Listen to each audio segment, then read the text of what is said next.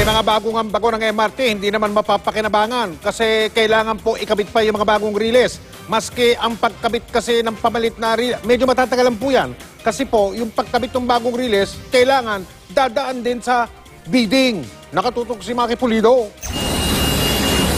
Nang dumating ang 3 sa 48 bagong bago ng MRT3, parang may nakikita ng kahit papaano'y katapusan sa araw-araw na kalbaryo ng mga MRT3 rider.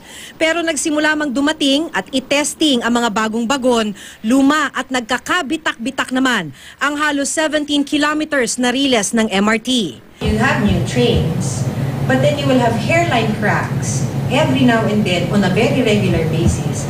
Then you still have disrupted operations and it cannot run at full speed. Yes, because that's part of the protocol. When you have hairline cracks or repaired parts of the main line, you have to bring down your operational speed to 15 kph. Yeah. Sa portion na may hairline. Nitong taon lang, may 16 na insidente na ng rail brake at hairline crack. At sa bawat pagkakataon, hihinto ang tren at bababa ang mga nakasakay tulad kahapon. Mula 2011, may 55 insidente ng rail brake at hairline crack. Nasa MRT depot na ang pamalit sa riles, kaso hindi ito maikabit. Magsisimula pa lang ang ikalawang bidding process para sa pagpapakabit nito sa February 22 dahil hindi lumusot ang unang bidding. Hindi na isama yung installation, procurement of installation. Ang nangyari kasi ito sa procurement,